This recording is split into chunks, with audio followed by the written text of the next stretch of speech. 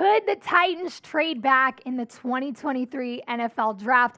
Well, it isn't likely, but people are talking, and there might be reason to do just that. We're going to talk about those rumors today. But before we do, head down to the comment section. Let me know how long you've been a Titans fan. How long have you stuck by the side of this organization? What have you seen throughout the years? Let me know in the comment section. Give me a year. Let's talk about the current position the Titans are in. It's not a bad one. They have the 11th overall pick in the draft. They desperately need an offensive lineman, a wide receiver, and a cornerback. Also, quarterback questions are still relevant here. And most mock drafts have them taking an offensive tackle in the first round. We've talked about some of those prospects. That would probably be the smartest move for Tennessee to make, is to go out and grab somebody who can help an O-line that desperately needs it. We just saw Taylor Lewan get cut. They didn't really pull their weight this past season, aside from Nate Davis. You really need to revamp the whole thing, and here are the top 5 guys that could come in and kind of do that. We've talked a lot about Paris Johnson, Peter Skoronski, Johnson out of OSU, Skoronski out of Northwestern, Broderick Jones out of Georgia, Jalen Duncan from Maryland, and DeJuan Jones out of OSU. Again, Paris Johnson and Peter Skoronski, really the 2 front runners, and most mock drafts have the Titans taking one of those 2 guys, mostly Paris Johnson. Why? Because this kid is athletic. He can move. He's aware of his surroundings. He's young. He's healthy. That's exactly what this O-line needs in order to kind of retool, as Ran Carthon called it, and prepare for the future and for whoever is under center. You need a guy to come in who can maintain his health, athletically move around, and he's young. He's got some spunk to him. And I think Paris Johnson is a great guy to come in and do that. That being said, there are still questions about the quarterback situation. There were some comments made earlier this week at the NFL Combine by Ran Carthon about Ryan Tannehill, which we will get to in a moment. But of course, guys, you gotta subscribe to the channel. We keep you updated on everything going on. I mean, we've got quotes coming in on the daily. Every move they make, every rumor we hear, every analyst that says something, we're gonna let you know about it. So make sure you hit that sub button so that you can stay informed about the Titans all offseason long. Like I said, Ran Carthon did make some comments on Ryan Tannehill this past week.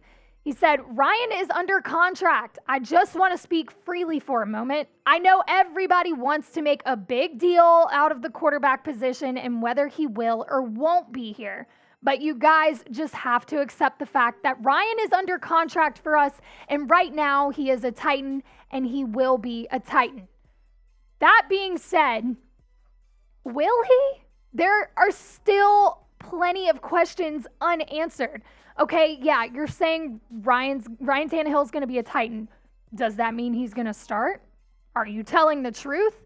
Are you going to extend him for next season? Are you going to rework his contract? Well, who's going to back him up? Who's going to take over next season? So many questions left unanswered, and this is why you might actually start to kind of entertain the thought of trading back. Well, why? Because, frankly, you probably won't have a terrible team this year, meaning you probably won't have one of the first picks in the 2024 draft. That being said, the next quarterback class is arguably better than the 2023 quarterback draft class. So if you're not going to have one of those top picks to go out and get a better quarterback, do you entertain the thought of trading back this year for futures? That's a great question, and it's what we're going to continue to talk about today. But before we do, I've got to tell you about today's sponsor in Athletic Greens. Titans Today is sponsored by Athletic Greens. I take AG1 by Athletic Greens literally every day, y'all. Get comprehensive and convenient daily nutrition at athleticgreens.com/chatsports. I gave AG1 a try because I wanted better gut health and wanted a supplement that actually tasted great. I take AG1 in the morning and it makes me feel ready to take on my day. I'm not a morning person by any means, but AG1 has made getting out of bed much easier.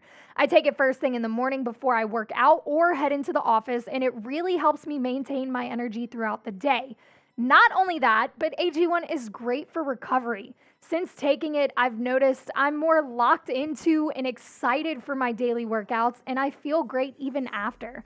Covering my nutritional bases for the day literally couldn't be easier, which is why I trust Athletic Greens. I just mix 1 small scoop of AG1 with water and drink it first thing each morning, and I'm done. I also like that it costs less than $3 a day. That's pretty good if you ask me. It's a really effective daily habit with the highest quality sourced ingredients, which is definitely a win-win. If a comprehensive solution is what you need from your supplemental routine, then Athletic Greens is giving you a free 1-year supply of vitamin D and 5 free travel packs with your first purchase. Go to athleticgreens.com/chatsports. That's athleticgreens.com/chatsports.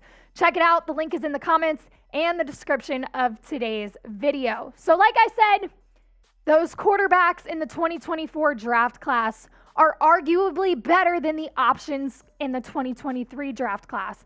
Some of the guys that I'm talking about are right here. Caleb Williams, Heisman winner. I mean, come on, he's a do-it-all quarterback who routinely makes off-platform throws and jaw-dropping plays. He's kind of a rare prospect, as scouts have said. Drake Maye. He's compared to Justin Herbert pretty often. He's got a rocket arm and a very good mobility. Shedeur Sanders, another one. He followed his dad, his pops, Dion, to Colorado. You should see a little bit more production from him after Jackson State going to Colorado. Just somebody to keep an eye on this year. He's athletic enough to work in the pocket. He can run and he can hit the tight windows. Bo Nix, the best decision this kid made was transferring to Oregon. He's got velocity and he's got a high ceiling, another one to keep an eye on.